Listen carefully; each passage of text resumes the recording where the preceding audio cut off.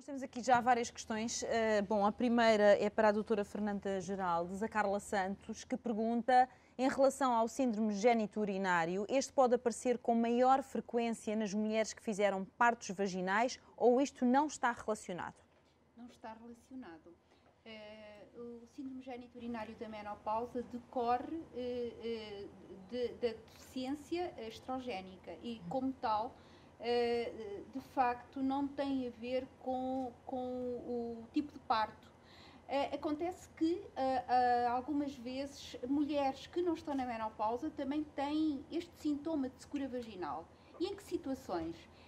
Realmente a fase pós-parto, logo a seguir ao parto, ainda não há recuperação total da parte hormonal e, de facto, muitas vezes esta secura vaginal, que não é um síndrome geniturinário da menopausa, porque obviamente não estão na menopausa, pode ter a mesma sintomatologia e às vezes até o mesmo tratamento. E, portanto, é importante que se diga. Também em jovens, portanto, que estão a fazer pílulas com prostativos com efeito anti-androgénico marcado, que é muito bom para as borbulhas e para os pelos, muitas vezes, pelo seu efeito anti-androgénico, também dá alguma secura vaginal. Okay. Também é importante fazer o tratamento e não é menopausa. E, portanto, também temos que estar atentos a esse aspecto, que eu acho que é muito importante. Depois, para a doutora Regina Ribeiros e também a Carla Santos, pergunta, em qualquer idade, que combinação explosiva devemos evitar de forma a proteger o nosso coração? Coloca entre parênteses, tabaco, obesidade e contracepção oral? Os três.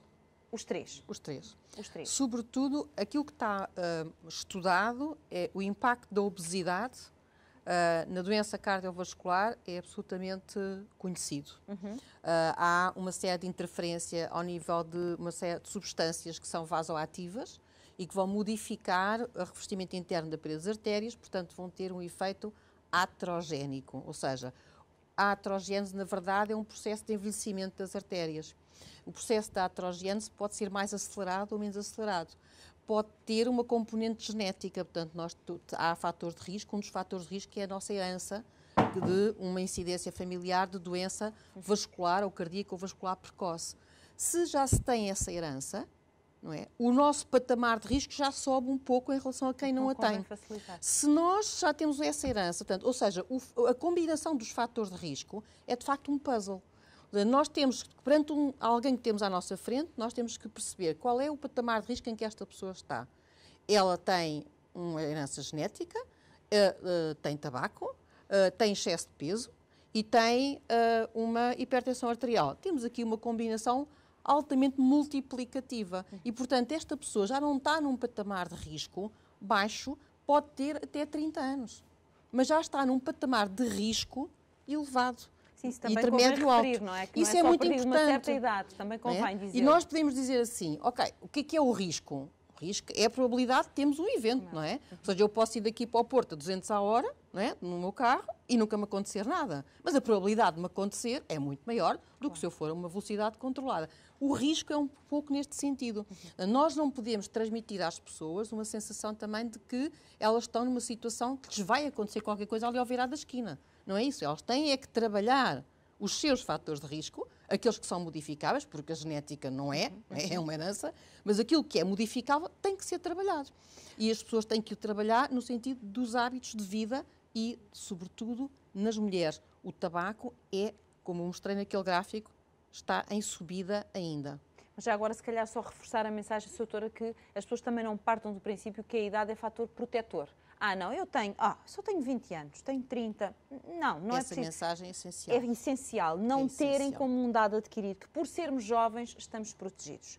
Podemos ser jovens, mas não estar protegidos. Essa mensagem é fundamental, não é? Essencial. Sim. Está provadíssimo, e está provadíssimo em ambientes de guerra, em que foram feitas autópsias a jovens militares que morreram, homens até, e mulheres, já na fase em que as mulheres estavam na guerra, que aos 30 anos já há placas de aterosclerose, de ateroma, na aorta abdominal.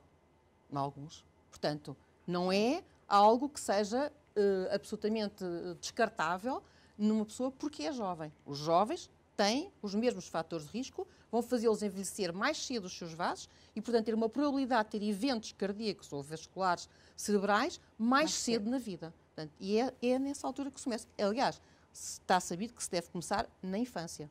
Sim, até porque, pegando na questão da obesidade, os números da obesidade infantil deixam-nos todos com os cabelos em pé, não é? Dá-nos muito que pensar. Estas questões que eu coloquei aqui, a da Carla Santos, ela é jornalista da revista Maria, mas antes de avançar para outras questões que nos chegaram através do chat, eu pedia que nos colocassem algumas das perguntas que nós fomos ouvir e vindas exatamente de farmacêuticos.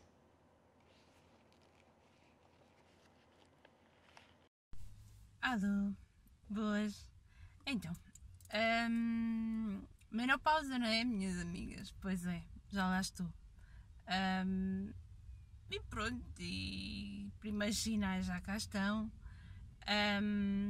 Quantas experiências? Falo da minha. O que é que eu mais notei? Por enquanto são só os primeiros sintomas, não tenho assim grande referência. Mas há uma coisa que me ficou e que cada dia que me olho ao espelho se torna mais evidente. E agora, digam-me, o que é que eu faço com o meu pescoço? Acho que é a zona onde se nota mais a idade, é o pescoço. Como é que eu posso ajudar a contrariar os sinais do pescoço?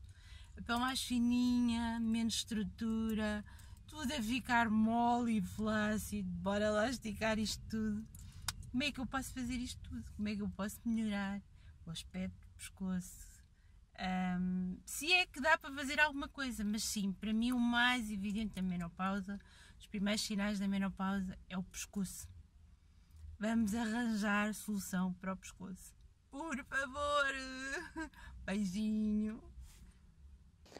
Doutora Leonor Ginão, o que é que nós fazemos ao nosso pescoço? Isso é muito engraçado porque há um livro de uma jornalista americana precisamente sobre isso, sobre o pescoço, e que ela dizia que conseguia-se melhorar em coisas e que andava sempre com a alta por causa do pescoço. E a maneira que acho engraçada esta questão.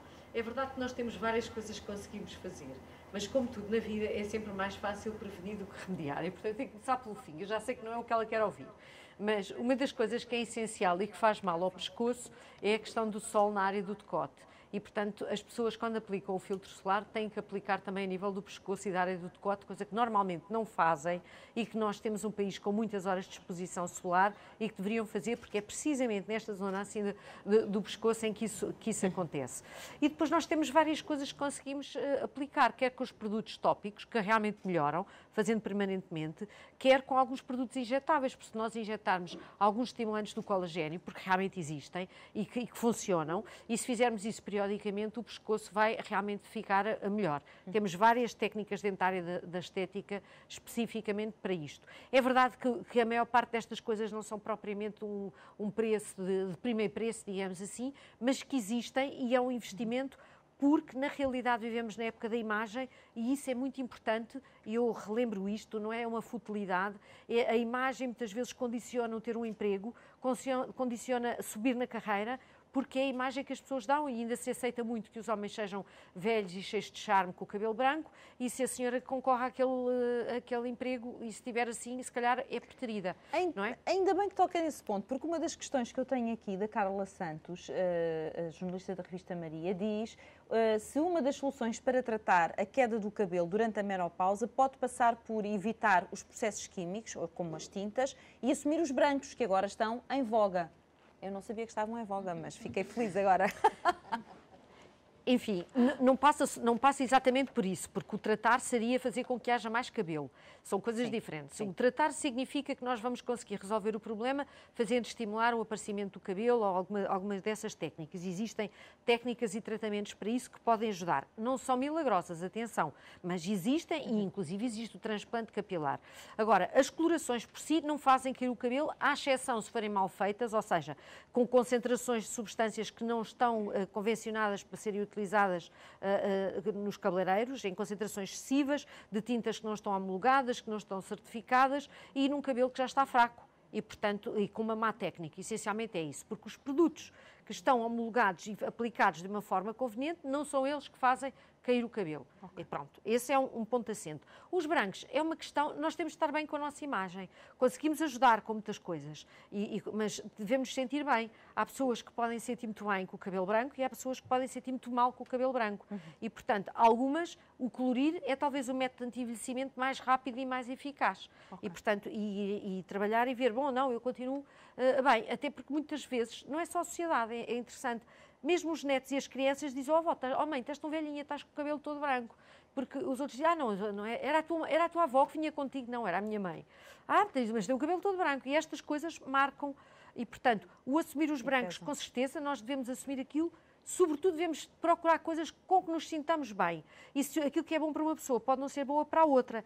E a partir daí, trabalhar com a pessoa, quando eu digo trabalhar enquanto dermatologista, que me digo também esta área, de arranjar soluções. Eu costumo dizer muito que conseguimos fazer crescer cabelo? Muito bem. Não conseguimos? Vamos ver. Há implantes capilares, há próteses capilares. A ideia é que a pessoa se sinta bem e confortável com a sua imagem, quando se vê ao espelho.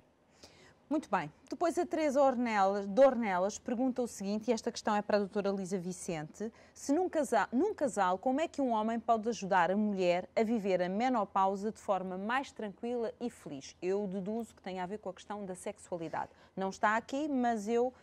Teresa, se assim não for, por favor, mande de novo a questão, mas eu... Estamos todos interessados com isso. Primeiro, quero remeter outra vez para a questão dos relacionamentos, independentemente de ser ou não o marido. E nos relacionamentos, assim, eu às vezes digo, a menopausa existe. Aqui nós estamos a falar como é que podemos dar a volta às várias questões que surgem, mas é fisiológico e nós vamos mesmo passar por um processo de envelhecimento progressivo, mesmo as rugas, o pescoço, o cabelo branco, é um processo que vai acontecendo, que nós podemos debelar mais de uma forma ou de outra. E no relacionamento, e se nós estivermos a falar da questão do relacionamento sexual, é importante perceber que a resposta sexual da mulher pode levar mais tempo até ficar excitada e que, por isso, com quem ela tem relações, deve perceber que, às vezes, aquilo que muitas vezes chamam, e que eu acho, pronto, tenho que dizer sempre que digo com aspas, os preliminares. Porque a relação sexual não é só penetração vaginal. Existem várias formas de interação sexual que dão prazer à mulher e de estimulação e que, de facto, se a pessoa tem dificuldades, ou na menopausa, ou até em outras alturas, também já se falou do pós-parto, o que é importante, o que pode ajudar essa pessoa a perceber que a mulher precisa de tempo para ficar excitada e que aquilo não é uma questão de menos desejo, porque muitas vezes nos pares levanta-se esta questão. Se a pessoa tem menos desejo, a outra pessoa pensa, então já não me desejas tanto. E às vezes não é isso, também existe ali uma questão física que precisa ser tratada. Eu não sei, mas há aqui uma questão, e ainda em relação à relação entre duas pessoas, também há um aspecto que me parece muito importante, que é a questão da comunicação no casal. Porque se este assunto for falado abertamente, porque é assim, nós, mulheres, chegamos à menopausa, eles à andropausa, não estou a dizer nenhuma asneira ou não. Certo? Aquilo é mais... Quer dizer, não está bem Exato. Não está ainda bem, como é que se diz, confirmado. Então vou pôr de outro modo. Nós chegamos à menopausa, eles envelhecem também, não é? Vamos pôr as coisas assim. Portanto, obviamente, alterações fisiológicas vão sempre haver, no corpo das mulheres e no corpo dos homens também. Se isto fosse um assunto falado abertamente e com transparência pelas duas pessoas, de forma a que as duas se preparassem para essa etapa que aí vem, e se por bases exista um sentimento que é positivo, em que eu gosto de ti, tu gostas de mim, então vamos falar sobre isto, eu tenho a certeza que se estabeleciam pontos onde só vemos dificuldades. E nas questões da sexualidade, a questão das dificuldades e como as ultrapassar, é sempre um ponto comum em todos os estudos, seja tratamento oncológico, seja menopausa, seja pós-parto, que é a qualidade do relacionamento que existia anteriormente e que tem a ver com a comunicação, exatamente, das dificuldades das suas emoções. Sem dúvida, Fábio. A questão da comunicação. Depois, queria lançar aqui uma questão à doutora Conceição Calhau. A Carla Santos pergunta o seguinte: a menopausa só por si engorda? Aumento de peso e menopausa são indissociáveis? Ainda bem que faz a pergunta, porque aliás acho que era um mito, ou deve ser um mito. A adiposidade diferente na menopausa acontece, até porque deixamos de ter uma produção de estrogénios pelos ovários e fisiologicamente terá que ser o tecido adiposo a fazer um bocadinho essa função, mas aquilo que se associa de um ponto de vista fisiológico é 1 a 2 quilos, não é propriamente a responsabilidade do excesso de peso que a mulher, quando procura profissional de saúde, o que é mais comum é dizer que é da menopausa. Não foi na menopausa que ganhou os 20 a 30 quilos. Já foi, e era aliás esse o desafio que eu deixei quando fiz a apresentação, é que isto deve ser a preocupação desde sempre. E na verdade, se estávamos a dizer que os mais jovens não têm risco cardiovascular, eu acho é que de facto tem que haver a consciência de que em cada momento não só há esse risco, como em cada momento estamos a contribuir para que depois de 30 anos a seguir estamos a ter as consequências daquilo que foram as opções ao longo da vida. E, portanto, a questão de, no dia a seguir à menopausa, vou acordar com mais peso, isso não existe. A questão é exatamente fazer gestão de peso, da qualidade de vida e da saúde e do estilo de vida, muito antes.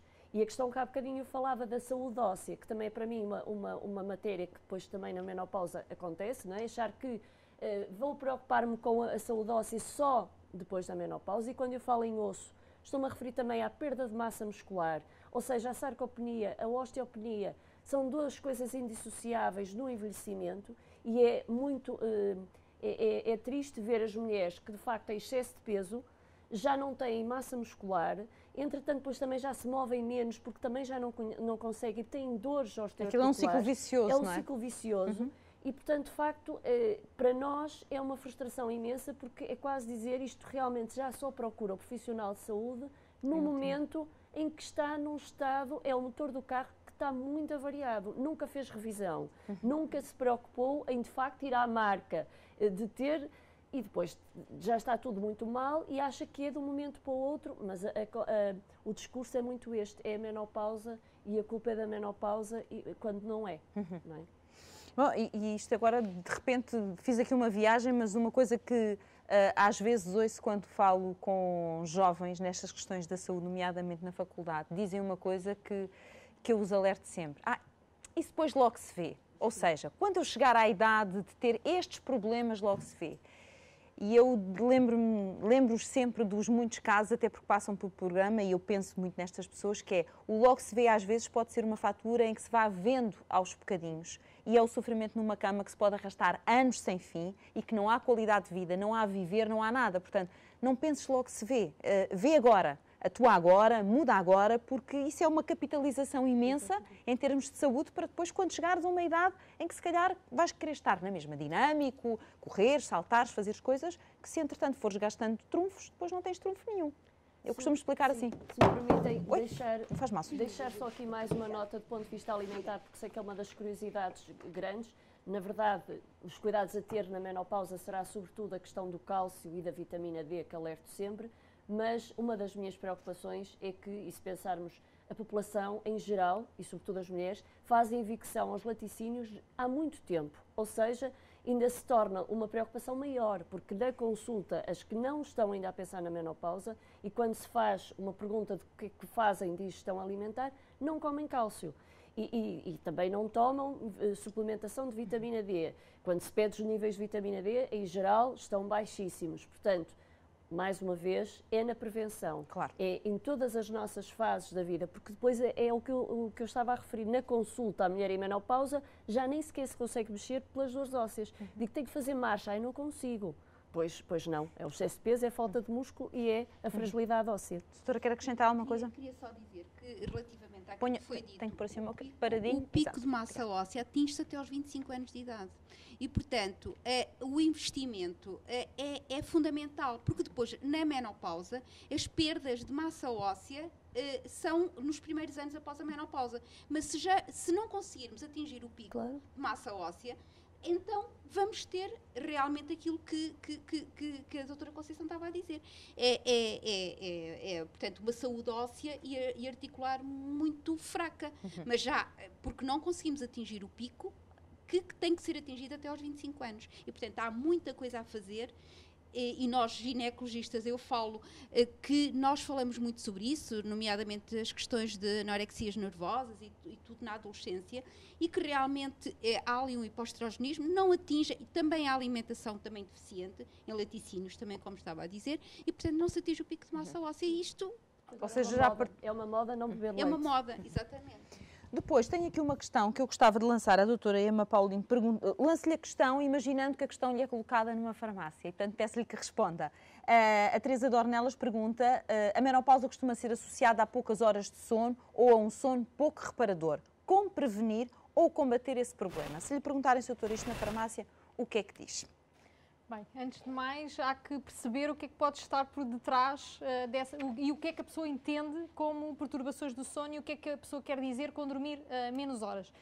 Normalmente costuma-se dizer que as pessoas vão necessitando de menos horas de sono ao longo da vida, mas isso não é verdade para toda a gente, ou seja, é muito importante nós personalizarmos também a nossa própria intervenção e percebermos o que é que está por detrás e o que é que caracteriza aquelas queixas que a pessoa está a fazer.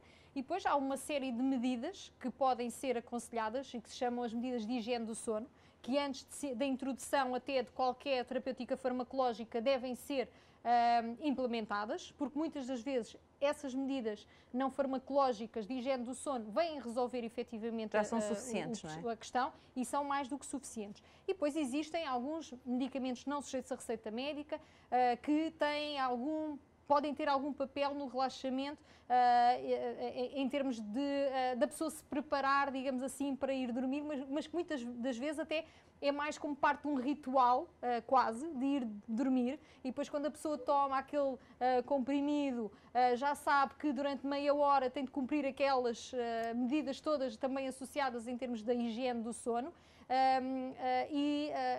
portanto, podemos aconselhar no âmbito de uma intervenção mais holística, mas claramente as medidas não farmacológicas muitas das vezes acabam por resolver as questões. Como é óbvio, se as queixas nós notarmos que as medidas de higiene do sono não são efetivas, que mesmo os medicamentos que nós temos não sujeitos a receita médica na farmácia não resolvem a situação, é importante referenciar para que seja analisado, porque o sono, o dormir, faz muito parte da qualidade de vida, é muito impactante em termos da qualidade de vida das pessoas e, portanto, é necessário haver uma avaliação médica quando essas perturbações do sono se instalam e são impeditivas da pessoa viver. Às vezes até é importante normal, lembrar que se as crianças dormem mal, ficam birrentas, nós também, não é? E, portanto, sem dúvida. A tolerância é logo muito menor, implicamos com tudo. Com menopausa ou sem menopausa, o ser humano tem que descansar. Mas é importante também não é? desmistificar um bocadinho e ter uma noite onde reparadora, não se dorme tão bem também não é o fim do mundo, ou seja, também temos de relativizar. Todas as pessoas têm momentos em que podem ter uma perturbação e essas perturbações podem eventualmente se tornar mais frequentes, mas isso não quer dizer que necessitem forçosamente tratamento farmacológico. E nós em Portugal até temos níveis muito elevados de utilização de hipnóticos e de benzodiazepinas, até muito acima daquilo que são os níveis considerados aceitáveis e até em comparação com a média de outros países europeus. Portanto, é preciso nós introduzirmos estas medidas não farmacológicas, sensibilizarmos as pessoas para que uma noite mal dormida também não é o fim do mundo, precisamente, insistir nas medidas não farmacológicas e dar algumas opções que façam parte de um ritual, digamos assim, que as pessoas comecem a adotar quando se preparam para ir dormir. É muito interessante porque à medida que vos ouço, e espero que muitas pessoas tenham acesso a estas respostas, porque ficam com a noção do quanto a saúde, a responsabilidade está nas nossas mãos. É porque é muito fácil socorrermos imediatamente de medicamentos da ajuda dos profissionais e nós precisamos deles. Porém, até no sono, nós temos uma imensa responsabilidade. Se eu estiver no telemóvel até me deitar, agarrado a um iPad com uma luz azul que me estimula o cérebro até à última casa, se como chocolate preto e mais não sei o que, antes de ir para a cama, quer dizer, estou a fazer tudo ao contrário e depois quero dormir. É óbvio, a máquina está preparada para eu sair a correr como o Obicoel, quer dizer, não vai dar. E às vezes é preciso plantar esta noção de que nós temos tanta responsabilidade com a nossa saúde que não podemos desbaratar esta responsabilidade que temos. Quer dizer, é o nosso bem mais precioso. Acabando aqui não há, não é? Bom, desculpem, foi uma parte, mas achei que era importante. Depois, a Ruth Cruz, do DN, coloca esta seguinte questão. Doutora Fernanda, peço-lhe que responda, por favor. Uma bexiga hiperativa também pode estar relacionada com a menopausa? É assim, não é exclusivamente da menopausa. A bexiga hiperativa pode também ocorrer fora da menopausa. O que está relacionado com a menopausa é a urgência miccional, que às vezes se confunde. Portanto, mas isso depois, o diagnóstico diferencial entre uma bexiga hiperativa e urgência miccional já exige alguns meios complementares de diagnóstico, nomeadamente estudos urodinâmicos, que nos vão fazer o diagnóstico diferencial. Às vezes é importante fazer essa diferença. Portanto, a bexiga hiperativa não é exclusivo da menopausa. A urgência miccional tem mais a ver com a menopausa. E, portanto, é importante fazer o diagnóstico diferencial porque os tratamentos são diferentes. A bexiga hiperativa exige um tipo de tratamento. A urgência miccional, muitas vezes, basta o tratamento local com estrogénios. E, portanto, é importante fazer diagnóstico diferencial. Esta pergunta também é para a área da ginecologia e eu agora vou distribuir para a doutora Lisa para poder ir distribuir um bocadinho as questões. A Jéssica Cardoso diz o seguinte: sabe-se que muitas mulheres na menopausa, nomeadamente com mais idade, mais de 65 anos, usam o sabão de glicerina, sabão azul ou rosa na sua higiene íntima. Quais as desvantagens do uso desses produtos, doutora? A sabão azul e branco, eu costumo responder em consulta desta forma. Lava as suas melhores camisas de seda com sabão azul e branco? Adoro a sua resposta. Pronto, então porquê é que faz isso à sua pele?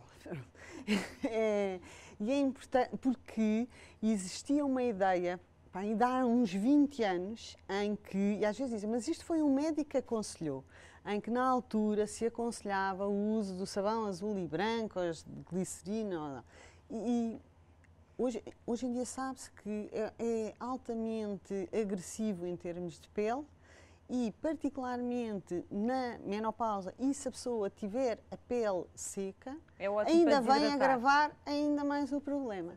Ok. Doutora Leonor Girão, pergunta a Ruth Cruz também do DN. Fala-se muito nas consultas anti-aging. Este tipo de consultas abrange todas as áreas que a menopausa afeta. O que é isto do anti-aging, para que seja mais claro o conceito? Muitas vezes as pessoas falam do anti-envelhecimento, isto é, todas as técnicas e todos os tratamentos que nós podemos tratar em termos do anti-envelhecimento. Embora, na realidade, o nosso objetivo em consulta não é propriamente anti-envelhecimento. É, na prática, fazer com que a pele ou as condições que as pessoas nos apresentam fiquem melhores.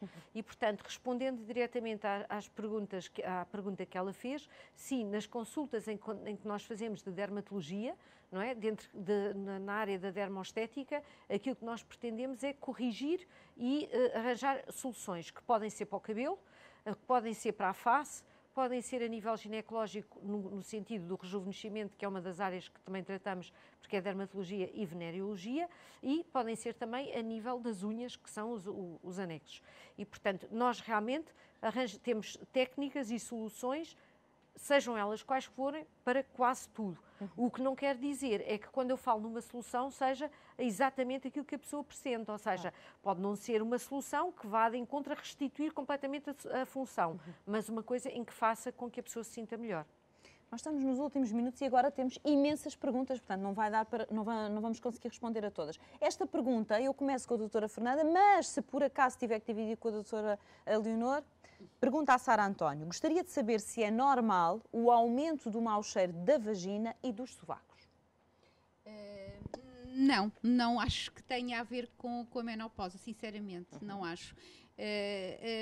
Muitas vezes já há um bocadinho aquela ideia, eu vejo pelas minhas doentes, às vezes, eu chego ao fim do dia e cheiro mal. Quer dizer, obviamente que ao fim de um dia de trabalho há secreções, provavelmente há algum odor, mas não é necessariamente específico da menopausa. Não me parece, nem eu acho que muitas vezes há alguma fraca ingestão hídrica e, portanto, as secreções são mais concentradas e têm um cheiro mais intenso. Não tem a ver com a menopausa, sinceramente, não vejo. Diga. Eu acho que há aqui um ponto que ela bocadinho alertei e que eu queria só chamar a atenção, que é a questão dos suplementos alimentares, se me permitem, porque eu acho que é importante. Hoje em dia as pessoas procuram imenso suplementos alimentares em substituição da terapêutica hormonal de substituição, e eu acho que isto é importante nós alertarmos. Os farmacêuticos aqui podem eventualmente fazer estas perguntas, porque as pessoas não dizem aos profissionais de saúde o que estão a fazer. Ou seja, procuram aquilo que ouvem falar da soja e depois autoprescrevem-se, muitas vezes nem sequer dizem ao médico, ou muitas vezes o médico prescreveu a terapia hormonal de substituição e eles não tomam fazendo aquilo. Eu acho que esta é uma matéria para alertar, porque hoje em dia isto é muito frequente e tudo que é natural acham que faz bem, não procuram um profissional de saúde. Eu acho que é importantíssimo nós reforçarmos esta mensagem de que têm que procurar o profissional de saúde e têm que se informar sobre estes produtos, porque nem tudo que é natural faz bem. E se tem um efeito, tem que ser controlado pelo seu médico. Diga, doutor João. Microfone, por favor. Eu tenho que complementar aqui a informação e muito obrigada por trazer este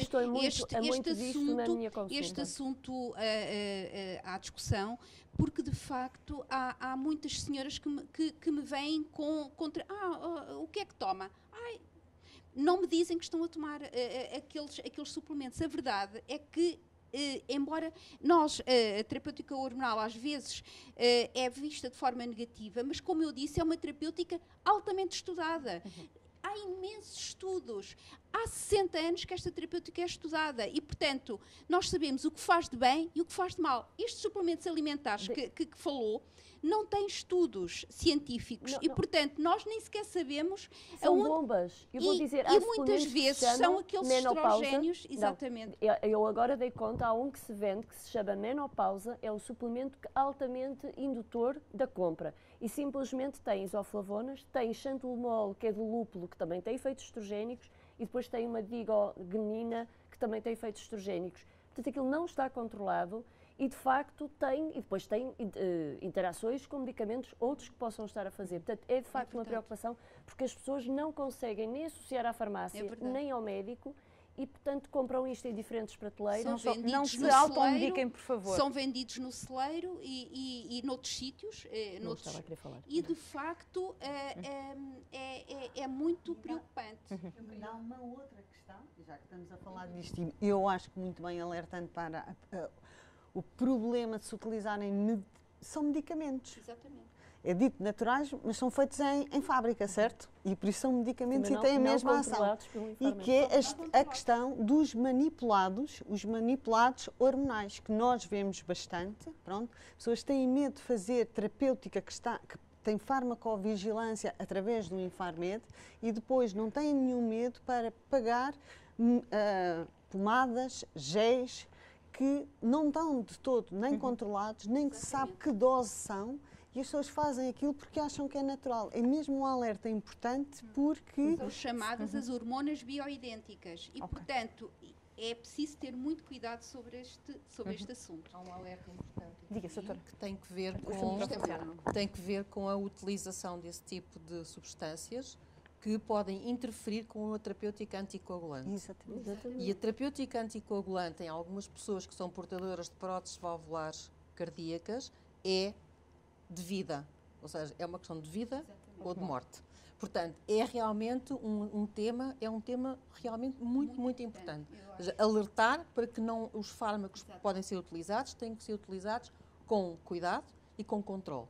Outra coisa muito importante é uma certa diabolização que surgiu recentemente a propósito do uso das estatinas nas redes sociais. As estatinas são dos fármacos que mais provaram em medicina humana, a nível transcontinental e transétnico, uma redução das taxas de mortalidade cardiovascular e cerebrovascular que chega quase aos 30%. Poucos fármacos em medicina em geral, tiveram este impacto na mortalidade. E é muito importante que as pessoas não os comecem a tomar só porque estão com 30 anos e de repente têm um colesterol alto, aí sim têm que mudar hábitos de vida, mas que se as pessoas já provaram que não mudam os hábitos de vida, que estão a começar a ficar com o colesterol cada vez mais alto e que, portanto, o seu patamar de risco é cada vez maior, então sim, é preferível usar as estatinas do que acharmos que estamos a dar um medicamento, algo diabolizante. Não, estamos a protegê-las para o resto da sua vida e para a menopausa que aí vem. Vamos a uma pergunta que temos gravada também para ouvir e aproveitar estes minutos finais.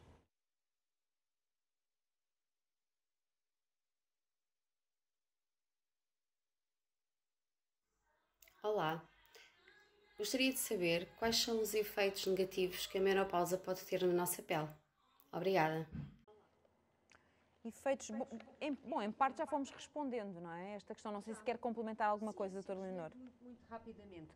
Lembrar que a menopausa há uma diminuição de estrogénios e os estrogénios são bastante importantes em relação à nossa pele. Como eu referi, vão baixar, sobretudo, diminuir a espessura da pele e fazer, portanto, com que a pele fique mais seca, mais enrugada, mais reativa, fazer com que haja mais problemas vasculares e que também os estrogénios são importantes a nível do pigmento e também pode fazer aparecer manchas sem ser só pela questão do sol.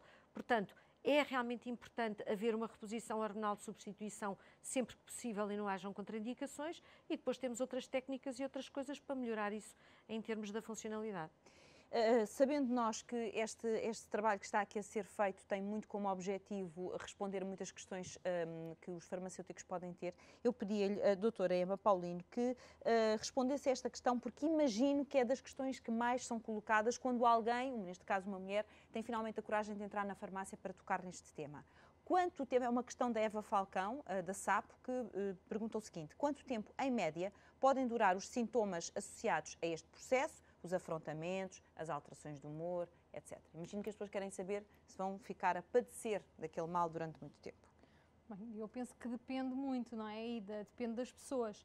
E depende se estão a fazer tratamento ou não estão a fazer tratamento, se estão a ser acompanhadas, se não estão a ser acompanhadas. E, portanto, é muito difícil nós termos uma pergunta, talvez a doutora Fernanda saiba responder melhor do que eu, mas eu nunca gosto de transmitir médias às pessoas, porque transmitir médias é a mesma coisa que eu gostei muito da apresentação que fez, precisamente por aquela questão que nós temos muita tendência, até enquanto profissionais de saúde, que gostamos de estatísticas e de médias e de números, de colocar sempre as pessoas ali no médio, o que é mais normal. E a realidade é que as pessoas são todas diferentes e, portanto, eu não Mas eu só coloquei esta questão exatamente por causa disso. Às vezes as pessoas precisam de ouvir isso, que somos todos diferentes, que isto aqui não é como uma fábrica, não é? Que as pessoas entram e saem todas da mesma forma. E por isso é que é importante esta busca do profissional de saúde, porque através da interação com o profissional de saúde, através da exploração daquilo que são as expectativas que a pessoa tem, as preocupações que tem, que é estabelecido um plano de tratamento que é mais adequado e customizado àquelas que são as necessidades daquela pessoa.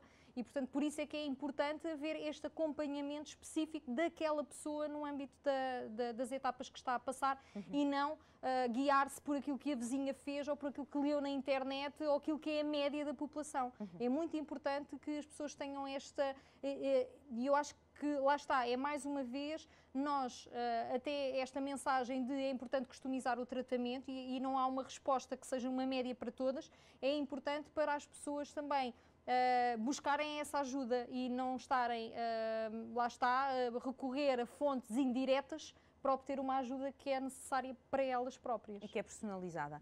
Última questão. Eu vou pedir, se calhar, a doutora Lisa que responda a esta questão da Eva Falcão.